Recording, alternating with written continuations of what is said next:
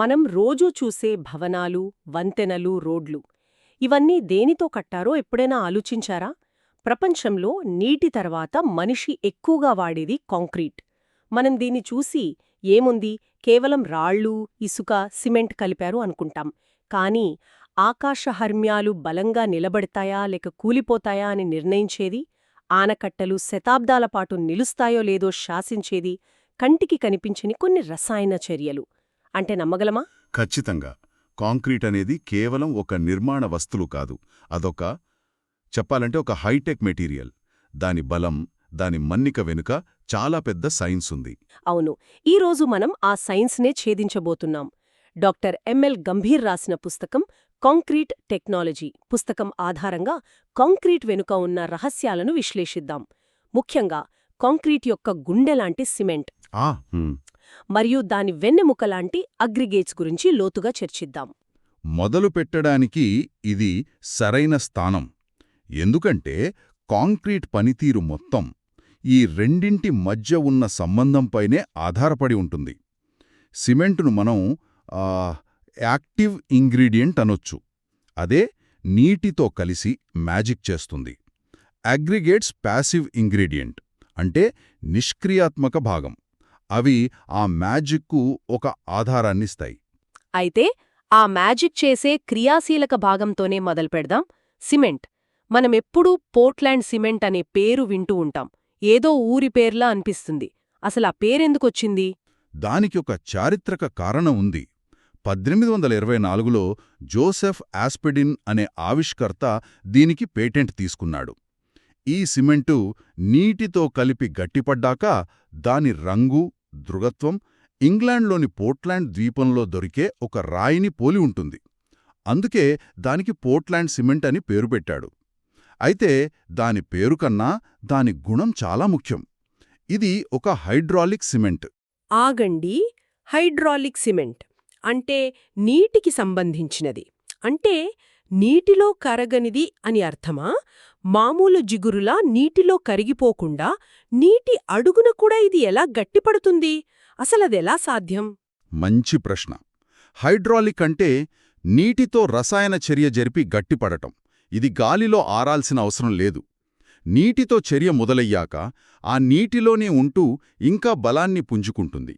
అందుకే డ్యాంలు, బ్రిడ్జ్ పిల్లర్లు, సముద్రపు కట్టడాలు నీటి అడుగున నిర్మించటం సాధ్యమవుతోంది. పోర్ట్లాండ్ రాయిని పోలి ఉండటం వల్ల ఆ పేరు వచ్చిందన్నారు. మరి అసలీ సిమెంట్ని ఎలా తయారు చేస్తారు? ఆ రాయిలాంటి గుణాన్ని దానికెలా తెప్పిస్తారు? ఇది చాలా ఆసక్తికరమైన ప్రక్రియ. సున్నపురాయిలాంటి కాల్కేరియస్ పదార్థాలు. కాల్కేరియస్ అంటే కాల్షియం ఉన్నవి? అవును. అలాగే బంకమన్నులాంటి ఆర్జిలేషియస్ పదార్థాలను కలిపి మెత్తగా పొడి చేస్తారు.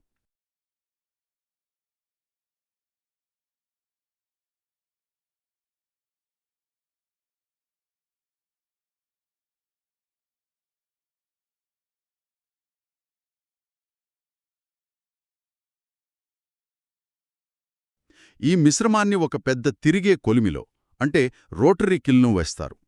దాని ఉష్ణోగ్రత ఊహించండి, దాదాపు 1450 డిగ్రీల సెల్సియస్ వరకు ఉంటుంది. 1450 డిగ్రీలా? అవును. అగ్నిపర్వతం లోపలుండే లావా అంత వేడి. ఆ వేడికి ఆ పదార్థాలు పూర్తిగా కరిగిపోవా? పూర్తిగా కరగవు. పాక్షికంగా కరిగి ఒకదానితో ఒకటి కలిసిపోయి చిన్న చిన్న గోళీల్లాంటి గుళికలుగా మారతాయి. వీటినే క్లింకర్ అంటారు. ఈ క్లింకర్ చల్లారిన తర్వాత చూడ్డానికి చిన్న చిన్న రాళ్లలా ఉంటుంది. సిమెంటుకు బలాన్నిచ్చే అసలైన గుణాలన్నీ ఈ క్లింకర్లోనే ఉంటాయి. అంటే మనం సిమెంట్ ఫ్యాక్టరీలో చూసేది ఈ క్లింకర్ను తయారు చేయడమే అన్నమాట. ఆ తర్వాతేం చేస్తారు? ఆ క్లింకర్ను చాలా మెత్తగా, అంటే మనం ముఖానికి రాస్తునే పౌడర్ కన్నా మెత్తగా పొడి చేస్తారు. ఈ పొడికి సెట్టింగ్ సమయాన్ని నియంత్రించడానికి సుమారు 3% జిప్సం కలుపుతారు. అంతే, మనకు పోర్ట్లాండ్ సిమెంట్ లభిస్తుంది. అంటే ఇప్పుడు మనం అసలు రహస్యం దగ్గరికొచ్చాం. ఆ క్లింకర్లో ఏముంటుంది? మనం చూసే ఆకాశహర్మ్యాల బలం, మన్నిక ఇవన్నీ ఈ కంటికి కనిపించని రసాయన సమ్మేళనాల నిష్పత్తిపై ఆధారపడి ఉంటాయన్నమాట. అది అద్భుతంగా ఉంది. వాటి కథేంటో చెప్పండి. మన సోర్సెస్ వీటిని బోగ్స్ కాంపౌండ్స్ అంటున్నాయి. ఖచ్చితంగా. ఆర్హెచ్ భోగ్ అనే శాస్త్రవేత్త వీటిని కనుగొన్నాడు కాబట్టి ఆ పేరు. సిమెంట్ పనితీరును నిర్ధారించేవి ప్రధానంగా 4 సమ్మేళనాలు. వాటిని అర్థం చేసుకుంటే సిమెంట్ను అర్థం చేసుకున్నట్లే. మొదటిది ట్రైకాల్షియం సిలికేట్ లేదా C3S. ఆగండి, ట్రైకాల్షియం సిలికేట్ పేర్లోనే ఉంది. అంటే ఇది నీటితో కలిసినప్పుడు చాలా వేగంగా చర్య జరుపుతుందా? కాంక్రీట్ కలిపిన మొదటి కొన్ని గంటల్లో లేదా రోజుల్లో మనం చూసే బలానికి ఇదే కారణమా? సరిగ్గా పట్టుకున్నారు. C3S ఒక స్ప్రింటర్ లాంటిది. మొదటి 7 రోజుల్లో కాంక్రీట్కొచ్చే బలంలో అధిక భాగం దీనివల్లే. ఈ చర్యలో వేడి కూడా బాగా ఉత్పత్తవుతుంది. అందుకే రోడ్డు రిపేర్లకి, త్వరగా పనులు పూర్తి చేయాల్సిన చోట వాడే సిమెంటులో ఇది ఎక్కువగా ఉంటుంది. ఓకే, C3S ఒక స్ప్రింటర్, మరి రెండవది? రెండవది డైకాల్షియం సిలికేట్ లేదా C2S. ఇది C3Sకి పూర్తి వ్యతిరేకం. ఒక మ్యారథాన్ రన్నర్ లాంటిది. ఇది చాలా నెమ్మదిగా, నెలల తరబడి, కొన్నిసార్లు సంవత్సరాల తరబడి నీటితో చర్య జరుపుతూ ఉంటుంది. దీనివల్ల కాంక్రీట్కు దీర్ఘకాలిక బలమొస్తుంది. అంటే కాంక్రీట్ వయసు పెరిగే కొద్దీ దాని బలం కూడా పెరుగుతూ ఉంటుంది. మీరు C2S దీర్ఘకాలిక బలాన్నిస్తుందన్నారు, రసాయన దాడులను కూడా తట్టుకుంటుందన్నారు. అలాంటప్పుడు అదే ఉత్తమమైనది కదా? అసలు C3S లాంటి వేగంగా స్పందించే పదార్థం మనకెందుకు? దానివల్ల వేడి సమస్యలు కూడా వస్తాయంటున్నారు కదా? అద్భుతమైన ప్రశ్న. అక్కడే ఇంజనీరింగ్ అవసరమొస్తుంది. మనకు అన్నిసార్లు నెలల తరబడి వేచిచూసే సమయం ఉండదు కదా. ఒక భవనంలో పిల్లర్లు వేసిన తర్వాత పై అంతస్తు కట్టాలంటే దానికి త్వరగా బలం రావాలి. అక్కడ C3S కావాలి. కానీ ఒక పెద్ద డ్యాం తడుతున్నప్పుడు వేల టన్నుల కాంక్రీట్ ఒకేసారి వేస్తారు. అక్కడ C3S ఎక్కువగా ఉంటే అది విడుదల చేసే విపరీతమైన వేడికి కాంక్రీట్లో పగుళ్ళొచ్చేస్తాయి. ఆ పరిస్థితుల్లో మనకు C2S కావాలి. కాబట్టి అవసరాన్ని బట్టి ఈ రెండింటి నిష్పత్తిని మారుస్తారు. అర్థమైంది. అంటే స్ప్రింటర్, మ్యారథాన్ రన్నర్ ఇద్దరూ కావాలి. మరి మిగతా 2 సమ్మేళనాల సంగతేంటి? వాటి పాత్రేమిటి? మూడవది ట్రైకాల్షియం అల్యూమినేట్ లేదా C3A. ఇది కొంచెం ప్రమాదకారి, ఒక విలన్ లాంటిది అనుకోవచ్చు. నీటితో కలిసిన వెంటనే క్షణాల్లో గట్టిపడిపోతుంది. దీన్నే ఫ్లాష్ సెట్ అంటారు. అలా జరిగితే కాంక్రీట్ను మనం కలపలేం, అచ్చులో పోయలేం, అసలు ఏ పని చేయలేం. ఓ, మరి ఈ సమస్యనెలా అధిగమిస్తారు? ఇక్కడే మనము ముందు చెప్పుకున్న జిప్సం పాత్ర వస్తుందా? నియంత్రిస్తుంది. దీనివల్ల మనకు కాంక్రీట్తో పనిచేయడానికి కనీసం 1 గంట నుండి 2 గంటల సమయం దొరుకుతుంది. ఇక నాలుగవది టెట్రాకాల్షియం అల్యూమినోఫెర్రైట్ అంటే C4AF. ఇది కూడా వేగంగానే చర్య జరుపుతుంది, కానీ బలంపై దాని ప్రభావం చాలా తక్కువ. ఇక్కడే అసలు కథ మరింత ఆసక్తికరంగా మారుతోంది. ఈ సమ్మేళనాలు నీటితో కలిసినప్పుడు అసలు మ్యాజిక్ మొదలవుతోంది. ఈ ప్రక్రియను హైడ్రేషన్ అంటారు కదా? ఈ చర్య జరిగినప్పుడు లోపలేం జరుగుతుంది? హైడ్రేషన్ అంటే సిమెంట్ కణాల ఉపరితలంపై జరిగే రసాయన చర్య. ఈ సమ్మేళనాలు నీటితో కలిసినప్పుడు వాటి నుండి సూక్ష్మమైన స్ఫటికాలు ఏర్పడటం మొదలవుతాయి. ఈ స్ఫటికాలు ఒకదానితో ఒకటి పనవేసుకుని ఒక సంక్లిష్టమైన, దట్టమైన 3 డైమెన్షనల్ నెట్వర్క్ను ఏర్పరుస్తాయి. దీన్నే కాల్షియం సిలికేట్ హైడ్రేట్ జెల్ లేదా CSH జెల్ అంటారు. ఇదే కాంక్రీటుకు బలాన్ని, దృఢత్వాన్ని ఇచ్చే అసలైన పదార్థం. కాంక్రీట్ బలం యొక్క సోర్స్ కోడ్ ఇదే. అంటే సిమెంట్ కణాలు నీటితో కలిసి ఒక రకమైన జిగురును ఏర్పరుస్తాయి. ఆ జిగురే ఇసక, కంకరను గట్టిగా బంధించి ఒకే ముద్దగా, ఒక కృత్రిమ రాయిగా మారుస్తుందన్నమాట. సిమెంట్ గ్రేడ్ను నిర్ణయించడానికి కొన్ని ముఖ్యమైన పరీక్షలు చేస్తారు. అంటే సిమెంటు పొడి ఎంత మెత్తగా ఉంది, ఎంతసేపట్లో గట్టిపడుతుంది, ఎంత బరువును తట్టుకోగలదు, ఇంకా గట్టిపడిన తర్వాత దాని సైజులో ఏమైనా మార్పులు వస్తాయా, ఇలాంటివన్నీ చూస్తారు. ఈ పరీక్షల ఆధారంగానే ఏ నిర్మాణానికి ఏ సిమెంటు వాడాలో నిర్ణయిస్తారు. మరి సెట్టింగ్ ఆఫ్ సిమెంట్ అంటే ఏమిటి? హైడ్రేషన్, సెట్టింగ్ రెండు ఒకటేనా లేక వేర్వేరా? అవి ఒకే ప్రక్రియలోని 2 దశలు. హైడ్రేషన్ అనేది మొత్తం రసాయనిక చర్య. సరే. సెట్టింగ్ అనేది ఆ చర్య యొక్క ప్రారంభ దశ. అంటే సిమెంట్ ముద్దలాంటి ద్రవస్థితి నుండి నెమ్మదిగా ఘనస్థితికి మారడం. ఈ దశలో అది బలాన్ని పుంజుకోదు, కేవలం తన ఆకారాన్ని నిలుపుకుంటుంది. ఓకే. ఆ తర్వాత మొదలయ్యేది హార్డెనింగ్ లేదా గట్టిపడే ప్రక్రియ. ఈ దశలోనే CSH జెల్ నిర్మాణం పెరిగి కాంక్రీట్ రోజులు, వారాలు, నెలల తరబడి బలాన్ని పుంజుకుంటుంది. స్పష్టంగా అర్థమైంది. అంటే అన్ని సిమెంట్లు ఒకే వేగంతో లేవా ఒకేలా బలాన్ని పుంజుకోవన్నమాట. ఇక్కడే మనకున్న సమాచారం సిమెంట్ సూక్ష్మత గురించి మాట్లాడుతోంది. సిమెంట్ పొడి ఎంత మెత్తగా ఉందనేది ఎందుకంత ముఖ్యం? దీనికొక మంచి పోలిక ఉంది. ఒక పెద్ద పంచదార గడ్డను నీటిలో వేస్తే అది కరగడానికి చాలా సమయం పడుతుంది కదా. అవును, పడుతుంది. అదే పంచదారను పొడి చేస్తే అది వెంటనే కరిగిపోతుంది. ఎందుకంటే నీరు దాని ప్రతి కణాన్ని సులభంగా తాకగలదు. సిమెంట్ కూడా అంతే. సిమెంట్ కణాలు ఎంత సూక్ష్మంగా, అంటే ఎంత మెత్తగా ఉంటే నీటితో చర్య జరపడానికి అంత ఎక్కువ ఉపరితలం అందుబాటులో ఉంటుంది. అంటే సూక్ష్మత ఎక్కువగా ఉంటే హైడ్రేషన్ ప్రక్రియ వేగంగా, మరింత సంపూర్ణంగా జరుగుతుంది. దానివల్ల కాంక్రీట్ త్వరగా బలాన్ని పుంజుకుంటుంది. సరిగ్గా అదే. అధిక సూక్ష్మత ఉన్న సిమెంటు ప్రారంభ బలాన్ని త్వరగా ఇస్తుంది. అందుకే సిమెంట్ నాణ్యతను నిర్ధారించే ముఖ్యమైన భౌతిక లక్షణాలలో సూక్ష్మత ఒకటి. దీనివల్లే మార్కెట్లో వివిధ గ్రేడ్ల సిమెంట్లు ఉంటాయా? మనం సాధారణంగా 33, 43, 53 గ్రేడ్ అని వింటూ ఉంటాం కదా. ఆ సంఖ్య దేన్ని సూచిస్తుంది? ఆ సంఖ్య సిమెంటు యొక్క 28 రోజుల సంపీడన బలాన్ని, అంటే కంప్రెసివ్ స్ట్రెంగ్త్ను మెగాపాస్కల్స్లో సూచిస్తుంది. మెగాపాస్కల్స్. ఉదాహరణకు 53 గ్రేడ్ సిమెంట్ అంటే దానితో తయారు చేసిన కాంక్రీట్ క్యూబ్ 28 రోజుల తర్వాత చదరపు మిల్లీమీటర్కు 53 న్యూటన్ల బలాన్ని తట్టుకోగలదని అర్థం. మనం కట్టేదాన్ని బట్టి సిమెంట్ గ్రేడును ఎంచుకోవాలి. ఇంటి స్లాబ్కు వాడే బలం ఒక పెద్ద డ్యాంకు కావలసిన బలం ఒకటి కాదు కదా. అస్సలు కాదు. ఈ గ్రేడ్లు మనకు ఆ ప్రాథమిక బలాన్ని నిర్ధారిస్తాయి. అర్థమైంది. అంటే గ్రేడ్లు బలానికి ఒక ప్రామాణికం.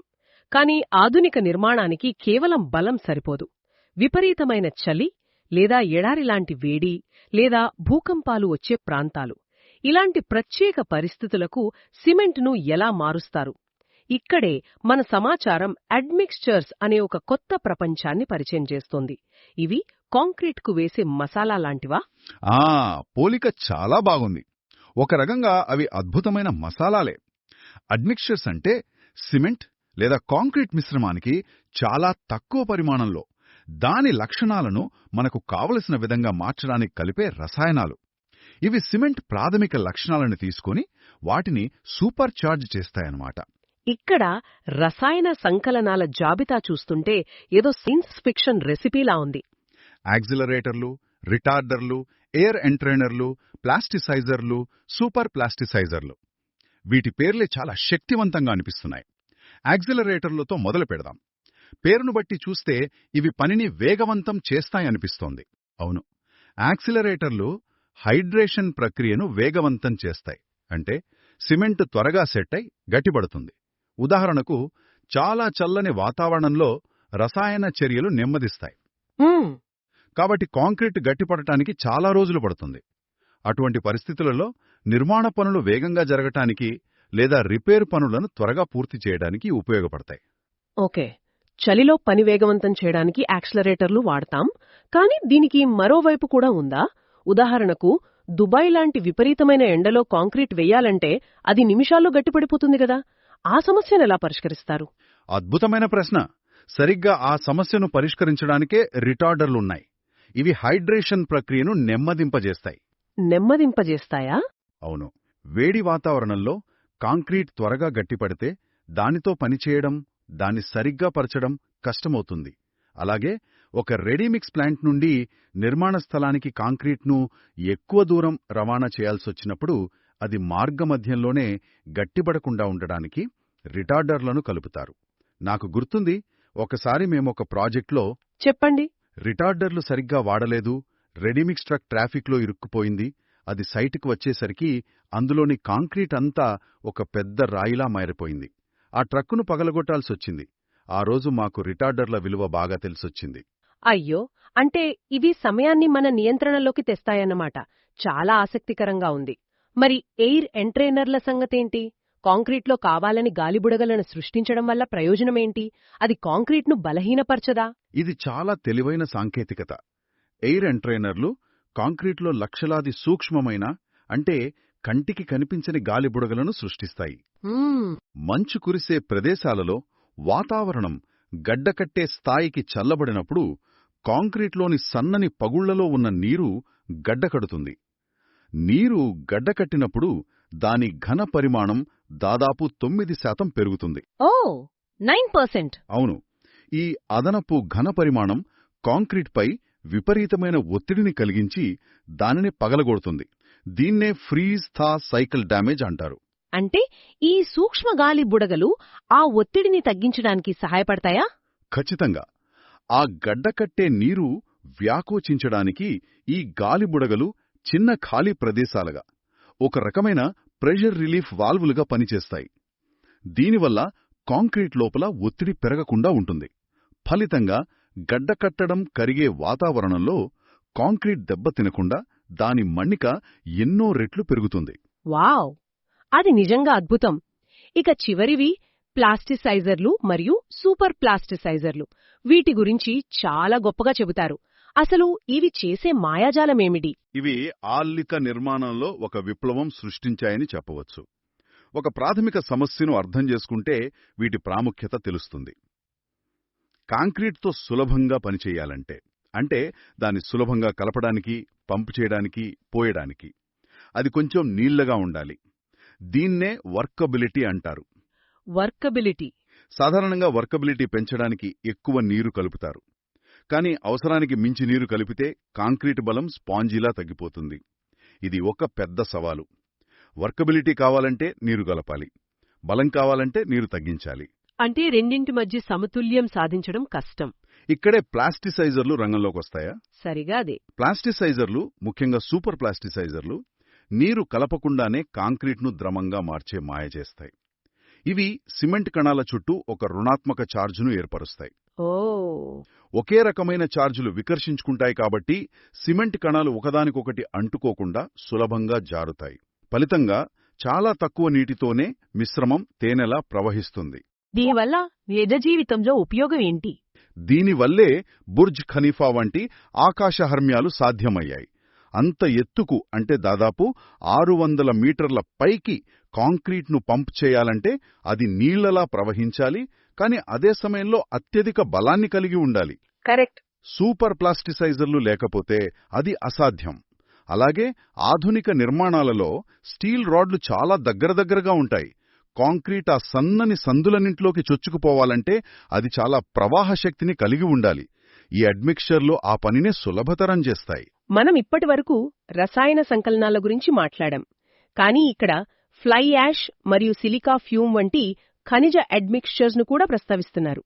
ఇవి పారిశ్రామిక వ్యర్థాల్లా వినిపిస్తున్నాయి. నిజానికి అవి పారిశ్రామిక ఉప ఉత్పత్తులే. ఫ్లై యాష్ అనేది బొగ్గు ఆధారిత థర్మల్ పవర్ ప్లాంట్ల నుండొచ్చే బూడిద. సిలికా ఫ్యూమ్ అనేది సిలికాన్, ఫెర్రోసిలికాన్ మిశ్రమ లోహాల ఉత్పత్తి పరిశ్రమల నుండి వెలువడే చాలా సూక్ష్మమైన పొడి. వీటిని ఒకప్పుడు పారేయాల్సిన వ్యర్థాలుగా చూసేవారు. ఇప్పుడు కాంక్రీట్లో దాదాపు 75% ఆక్రమించే దాని వెన్నెముక గురించి మాట్లాడుకుందాం. అగ్రిగేట్స్, ఇసుక, కంకర. ఇవి కేవలం సిమెంట్ పేస్ట్లో నింపే ఫిల్లర్సేనా, లేక వాటి పాత్ర అంతకు మించి ఉందా? వాటి పాత్ర చాలా కీలకం. అవి కేవలం పూరకాలు కావు. కాంక్రీట్కు ఆధారాన్నిస్తాయి, బరువును మోస్తాయి మరియు సంకోచ వ్యాకోచాలను నియంత్రిస్తాయి. వీటిని ప్రధానంగా 2 రకాలుగా వర్గీకరించవచ్చు. 4.75 mm జల్లెడగుండా వెళ్లేవి ఫైన్ అగ్రిగేట్, అంటే ఇసుక. ఆ జల్లెడపై నిలిచిపోయేవి కోర్స్ అగ్రిగేట్, అంటే కంకర. వాటి ఆకారం కూడా ముఖ్యమేనా? నదిలో దొరికే నున్నటి, గుండ్రని కంకరకి, కొండలను పగలగొట్టి క్రషర్లో తయారుచేసే పదునైన అంచులున్న కంకరకి మధ్య పనితీరులో తేడా ఉంటుందా? చాలా పెద్ద తేడా ఉంటుంది. ఇది వర్కబిలిటీకి, అంటే పనితనానికి మరియు బలానికి మధ్య ఉన్న ఒక ట్రేడ్ ఆఫ్. నదులో దొరికే గుండ్రని కంకర వాడితే బాల్ బేరింగ్స్ లాగా ఒకదానిపై ఒకటి సులభంగా జారుతాయి. వాటి మధ్య ఘర్షణ తక్కువగా ఉండి కాంక్రీట్ మిశ్రమం ఈజీగా కదులుతుంది, తక్కువ నీరు సరిపోతుంది.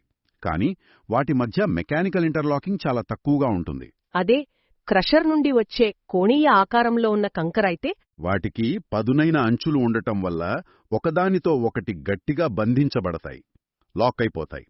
ఇది అధిక బలంగల కాంక్రీటుకు చాలా అవసరం. అయితే వాటి మధ్య ఘర్షణ ఎక్కువగా ఉండటం వల్ల మంచి పనితనం కోసం కొంచెం ఎక్కువ నీరు, సిమెంట్ అవసరం అవుతాయి. ఓకే, ఆకారం గురించి తెలిసింది. ఇక గ్రేడింగ్ అనే పదం తరచుగా వినపడుతోంది. వివిధ పరిమాణాల కణాలను సరైన నిష్పత్తిలో కలపడమంటారు. దీని వెనుక ఉన్న తర్కమేమిటి? ఇక్కడే అసలు విషయం ఉంది. గ్రేడింగ్ అంటే వివిధ పరిమాణాల కణాలను ఒక సరైన నిష్పత్తిలో కలపడం. బాగా గ్రేడ్ చేయబడిన అగ్రిగేట్లో చిన్న కణాలు పెద్ద కణాల మధ్య ఉన్న ఖాళీలను నింపుతాయి. దీని నేను ఒక ఉదాహరణతో చెప్పొచ్చు. ఒక గాజు జాడీని మొదట పెద్దరాళ్లతో నింపామనుకోండి, అది నిండిపోయిందనిపిస్తోంది. కానీ ఆ తర్వాత చిన్న గులకరాళ్లు పోస్తే అవి పెద్దరాళ్ల మధ్య ఖాళీలలోకి వెళ్తాయి. ఆ తర్వాత కూడా ఇసుక పోస్తే అది ఇంకా చిన్న ఖాళీలను నింపుతుంది. గ్రేడింగ్ కూడా ఇలా పనిచేస్తుందా? సరిగ్గా అదే. మీ ఉదాహరణ అద్భుతంగా ఉంది. ఇలా చేయడం వల్ల మనకు చాలా దట్టమైన కాంక్రీట్ వస్తుంది. ఖాళీలు అంటే వాయిడ్స్ ఎంత తక్కువగా ఉంటే వాటిని నింపడానికి అంత తక్కువ సిమెంట్ పేస్ట్ సరిపోతుంది. ఇది కాంక్రీట్ను బలంగా, మన్నికగా మరియు తక్కువ ఖర్చుతో తయారు చేయడానికి సహాయపడుతుంది. నేను మన సోర్సెస్లో చదివిన ఒక ఆశ్చర్యకరమైన విషయం బల్కింగ్ ఆఫ్ శాండ్ అంటే ఇసుక ఉబ్బడం. ఇది చాలా వింతగా, నమ్మశక్యంగా అనిపించలేదు. కొద్దిగా తడి తగిలితే ఇసుక పరిమాణం ఎలా పెరుగుతుంది? అవును, ఇది ఫీల్డ్లో ఇంజనీర్లు ఎదుర్కొనే ఒక పెద్ద ప్రాక్టికల్ సమస్య. పొడి ఇసుకలో కొద్దిగా తేమ చేరినప్పుడు, అంటే సుమారు 4 నుండి 6% నీరు ఉన్నప్పుడు, ప్రతి ఇసుక కణం చుట్టూ ఒక పలుచని నీటి పొర ఏర్పడుతుంది. ఈ నీటి పొరలు సర్ఫేస్ టెన్షన్ వల్ల ఇసుక కణాలను ఒకదానికొకటి దూరంగా నెడతాయి. ఒక్క నిమిషం. అంటే ఆ నీటి పొరలు వాటి మధ్య ఒక స్ప్రింగ్లా పనిచేసి మొత్తం ఇసుక రాశి పరిమాణాన్ని పెంచుతాయా? ఎంతవరకు? అవును, దాని పరిమాణం ఏకంగా 20 నుండి 30% వరకు పెరుగుతుంది. అంటే ఒక క్యూబిక్ మీటర్ పొడి ఇసుక కొద్దిగా తడిగా ఉన్నప్పుడు 1.25 లేదా 1.30 క్యూబిక్ మీటర్లాగా కనిపిస్తుంది. 30%? అది నమ్మశక్యంగా లేదు. అయితే ఏంటి దానివల్ల వచ్చే చిక్కేమిటి? చిక్కు చాలా పెద్దది. మనం కాంక్రీట్ మిశ్రమాన్ని పరిమాణం అంటే వాల్యూమ్ ప్రకారం కొలుస్తున్నప్పుడు ఈ ఉబ్బడాన్ని లెక్కలోకి తీసుకోకపోతే ఏమవుతుంది? మనం 1 డబ్బా ఇసుక వేస్తున్నామని అనుకుంటాం, కాని నిజానికి మనం వేసేది 25% తక్కువ ఇసుక మాత్రమే. ఓహ్! అంటే కాంక్రీట్ మిశ్రమంలో ఇసుక తక్కువై సిమెంట్, కంకర ఎక్కువవుతాయి. దీనివల్ల కాంక్రీట్లో ఖాళీలేర్పడతాయి. దాన్ని హనీ కోంబింగ్ అంటాడు. పునాదే బలహీనంగా తయారయ్యే ప్రమాదముంది. ఇది చాలా పెద్ద విషయం కదా. తెలియకపోతే నిర్మాణంలో ఘోరమైన పొరపాటు జరిగిపోతుంది. అందుకే అనుభవజ్ఞులైన ఇంజనీర్లు ఫీల్డ్లో బరువు ప్రకారం పదార్థాలను కొలవమని లేదా ఇసుకలోని తేమ శాతాన్ని బట్టి దాని పరిమాణాన్ని సర్దుబాటు చేయమని పట్టుబడతారు. ఈ చిన్న విషయం తెలియకపోవడం వల్ల ఎన్నో కట్టడాల నాణ్యత దెబ్బతింటుంది. అద్భుతం. ఈరోజు మన చర్చ తర్వాత ఒకటి స్పష్టమైంది. కాంక్రీట్ అనేది కేవలం రాయి, ఇసుక, సిమెంట్ మిశ్రమం కాదు. అదొక సంక్లిష్టమైన, జాగ్రత్తగా రూపొందించాల్సిన పదార్థం.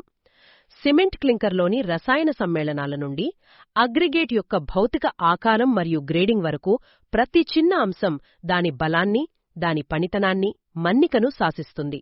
అవును, సిమెంట్ రసాయన శాస్త్రం, అగ్రిగేట్స్ భౌతిక శాస్త్రం మరియు నీటి పాత్ర ఈ మూడింటి మధ్య సరైన సమతుల్యత సాధించినప్పుడే మనకు మంచి నాణ్యమైన, శతాబ్దాల పాటు నిలిచే కాంక్రీట్ లభిస్తుంది. చివరగా ఒక ఆలోచింపజేసే ప్రశ్నతో ముగిద్దాం. సిమెంట్ ఉత్పత్తి ప్రపంచ కార్బన్ డయాక్సైడ్ ఉద్గారాలలో సుమారు 7% కారణమవుతోంది. ఇది విమానయాన రంగం కంటే ఎక్కువ.